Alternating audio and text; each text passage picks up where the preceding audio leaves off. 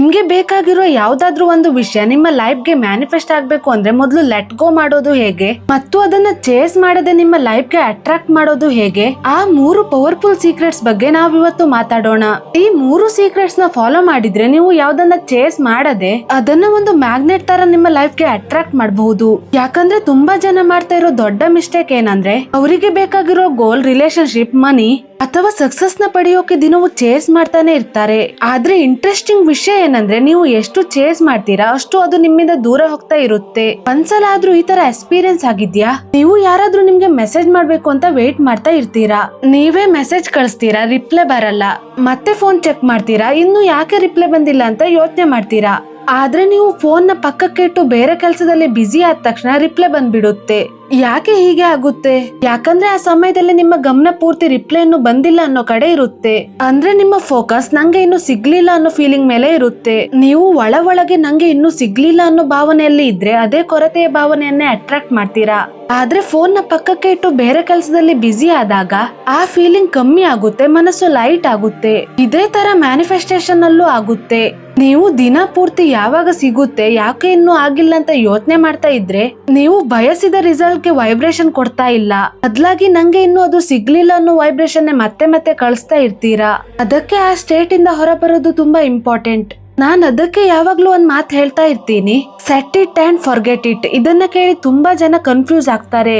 ಅಂದ್ರೆ ಒಂದು ಸಂಕಲ್ಪ ಮಾಡಿದ ಮೇಲೆ ಅದನ್ನ ಕಂಪ್ಲೀಟ್ಲಿ ಮರಿಬೇಕಾ ಅಂತ. ಇಲ್ಲ, ಅದು ಹಾಗಲ್ಲ.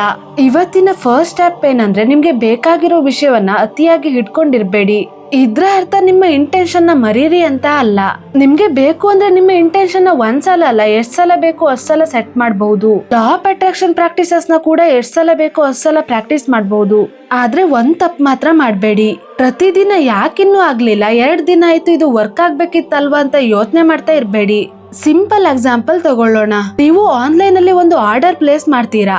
ಆರ್ಡರ್ ಕನ್ಫರ್ಮ್ ಆದ್ಮೇಲೆ ಪ್ರತಿ 5 ನಿಮಿಷಕ್ಕೆ ಆಪ್ ಓಪನ್ ಮಾಡಿ ಯಾಕೆ ಇನ್ನು ಬಂದಿಲ್ಲ ಅಂತ ಚೆಕ್ ಮಾಡ್ತಾ ಇರಲ್ಲ ಅಲ್ವಾ? ಯಾಕಂದ್ರೆ ನಿಮ್ಗೆ ಗೊತ್ತು ಅದು ಸರಿಯಾದ ಸಮಯದಲ್ಲಿ ಬರುತ್ತೆ ಅಂತ. ಅದೇ ತರ ನಿಮ್ಮ ಇಂಟೆನ್ಷನ್ ಸೆಟ್ ಮಾಡಿ ಅದಕ್ಕೆ ಬೇಕಾದ ಆಕ್ಷನ್ ತಗೊಳ್ಳಿ, ಪ್ರಾಕ್ಟೀಸಸ್ ಮಾಡಿ. ಆದ್ರೆ ಪ್ರತಿದಿನ ಯಾವಾಗ ಸಿಗುತ್ತೆ ಅಂತ ಟೆನ್ಷನ್ ಮಾಡ್ತಾ ಇರ್ಬೇಡಿ. ನಂಬಿಕೆ ಇಡಿ, ಪೇಷನ್ಸ್ ಇರ್ಲಿ. ಸೆಕೆಂಡ್ ಸ್ಟೆಪ್, ಈ ಕ್ಷಣದಲ್ಲಿ ಬದುಕಿ. ಒಂದು ಸಿಂಪಲ್ ಎಕ್ಸಾಂಪಲ್ ತಗೊಳ್ಳೋಣ. ನೀವು ಒಂದು ಇಂಟರ್ವ್ಯೂಗೆ ಹೋಗಿದ್ದೀರಾ ಅನ್ಕೊಳ್ಳಿ. ಇಂಟರ್ವ್ಯೂ ರೂಮ್ ಒಳಗೆ ಕೂತಿದ್ರು ಕೂಡ ನಿಮ್ಮ ಯೋಚನೆ ಲಾಸ್ಟ್ ಇಂಟರ್ವ್ಯೂ ಅಲ್ಲಿ ರಿಜೆಕ್ಟ್ ಆಗಿದ್ದೆ ಅಥವಾ ಈ ಇಂಟರ್ವ್ಯೂ ಕೂಡ ಫೇಲ್ ಆದ್ರೆ ಅಂತ ಇದ್ರೆ ನಿಮ್ಮ ಗಮನ ಇಂಟರ್ವ್ಯೂ ಮೇಲೆ ಇರಲ್ಲ. ಇಂಟರ್ವ್ಯೂವರ್ ಕೇಳಿದ ಸಿಂಪಲ್ ಕ್ವೆಶ್ಚನ್ಗೂ ಸರಿಯಾಗಿ ಆನ್ಸರ್ ಮಾಡಕ್ಕೆ ಕಷ್ಟ ಆಗತ್ತೆ. ಆದ್ರೆ ಅದೇ ಸಮಯದಲ್ಲಿ ಈಗ ನನ್ನ ಮುಂದೆ ಇರೋ ಇಂಟರ್ವ್ಯೂಗೆ ನಾನು ಬೆಸ್ಟ್ ಕೊಡ್ತೀನಿ ಅಂತ ಪ್ರೆಸೆಂಟ್ ಮೂಮೆಂಟ್ ಮೇಲೆ ಫೋಕಸ್ ಮಾಡಿದ್ರೆ ನೀವು ಚೆನ್ನಾಗಿ ಪರ್ಫಾರ್ಮ್ ಮಾಡ್ತೀರಾ. ಮ್ಯಾನಿಫೆಸ್ಟೇಷನ್ ಅಲ್ಲೂ ಕೂಡ ಅದೇ ತರ. ಯೂನಿವರ್ಸ್ ನಿಮ್ಗೆ ಅಪರ್ಚುನಿಟೀಸ್ ಕೊಡೋದು ಈ ಕ್ಷಣದಲ್ಲಿ. ಆದ್ರೆ ನಿಮ್ಮ ಮನ್ಸು ಯಾವಾಗ್ಲೂ ಪಾಸ್ಟ್ ಅಥವಾ ಫ್ಯೂಚರ್ ಅಲ್ಲಿ ಇದ್ರೆ ಪ್ರೆಸೆಂಟ್ ಅಲ್ಲಿ ಬಂದಿರೋ ಅಪರ್ಚುನಿಟೀಸ್ ನ ನೀವು ರೆಕಗ್ನೈಸ್ ಮಾಡೋಕೆ ಆಗಲ್ಲ. ಸೊ ಈ ಕ್ಷಣವನ್ನ ಪೂರ್ತಿಯಾಗಿ ಬದುಕಿ. ಈಗ ಲಾಸ್ಟ್ ಸ್ಟೆಪ್, ನೀವು ಯಾಕೆ ಲೆಟ್ ಗೋ ಮಾಡೋಕೆ ಆಗ್ತಿಲ್ಲ? ಯಾಕಂದ್ರೆ ಒಳಗೆ ಇನ್ನೂ ಒಂದು ಡೌಟ್ ಇರುತ್ತೆ, ಯಾಕೆ ಇನ್ನೂ ಆಗಿಲ್ಲ? ಆಗದೆ ಹೋದ್ರೆ ನಂಗೆ ನಿಜವಾಗ್ಲೂ ಸಿಗುತ್ತಾ? ಈ ಯೋಚನೆಗಳೇ ನಿಮ್ಮನ್ನ ನಿಮ್ಗೆ ಬೇಕಾಗಿರೋ ವಿಷಯವನ್ನ ಗಟ್ಟಿಯಾಗಿ ಹಿಡ್ಕೊಂಡಿರುವ ಹಾಗೆ ಮಾಡುತ್ತೆ. ಅದಕ್ಕೆ ಲೆಟ್ ಗೋ ಮಾಡೋಕೆ ಆಗಲ್ಲ. ಆದ್ರೆ ನಾನು ಯಾವಾಗ್ಲೂ ಒಂದು ಸೆಂಟೆನ್ಸ್ ಯೂಸ್ ಮಾಡ್ತೀನಿ. ಈ ಸೆಂಟೆನ್ಸ್ ಹೇಳಿದ ತಕ್ಷಣ ನೀವು ನಿಮ್ಮ ಡೌಟ್ ನ ಕ್ವೆಶ್ಚನ್ ಮಾಡೋಕೆ ಶುರು ಮಾಡ್ತೀರಾ. ನಾನು ಯೂನಿವರ್ಸ್ ನ ಟ್ರಸ್ಟ್ ಮಾಡ್ತೀನಿ ಅಂದ್ರೆ ಮತ್ತೆ ಯಾಕೆ ಇಷ್ಟು ವರಿ ಮಾಡ್ಬೇಕು? ನಾನು ನನ್ನ ಇಂಟೆನ್ಷನ್ ಸೆಟ್ ಮಾಡಿದ್ದೀನಿ, ಬೇಕಾದ ಆಕ್ಷನ್ ತಗೊಳ್ತಿದ್ದೀನಿ, ಹಾಗಾದ್ರೆ ಯಾಕೆ ಪ್ರತಿದಿನ ರಿಸಲ್ಟ್ ನ ಚೆಕ್ ಮಾಡ್ತಾ ಇರ್ಬೇಕು? ಈ ತರ ಯೋಚನೆ ಶುರು ಆದಾಗ ಟೆನ್ಷನ್ ಸ್ವಲ್ಪವಾಗಿ ಕಮ್ಮಿ ಆಗುತ್ತೆ, ಫಿಯರ್ ಕಡಿಮೆ ಆಗುತ್ತೆ, ಕಂಟ್ರೋಲ್ ಮಾಡ್ಬೇಕು ಅನ್ನೋ ಫೀಲಿಂಗ್ ಕೂಡ ಬಿಡುತ್ತೆ. ಆಗ ಲೆಟ್ ಗೋ ಆಟೋಮ್ಯಾಟಿಕ್ ಆಗಿ ಆಗುತ್ತೆ.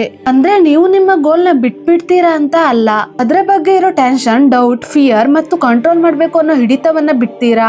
ಈ ವಿಡಿಯೋ ನಿಮ್ಗೆ ಇಷ್ಟ ಆದ್ರೆ ಲೈಕ್ ಮಾಡಿ, ಚಾನೆಲ್ಗೆ ಸಬ್ಸ್ಕ್ರೈಬ್ ಮಾಡಿ. ನಿಮ್ಮ ಮ್ಯಾನಿಫೆಸ್ಟೇಷನ್ ಸಕ್ಸಸ್ ಸ್ಟೋರಿ ಕಮೆಂಟ್ಸ್ ಅಲ್ಲಿ ಶೇರ್ ಮಾಡೋದನ್ನ ಮರಿಬೇಡಿ.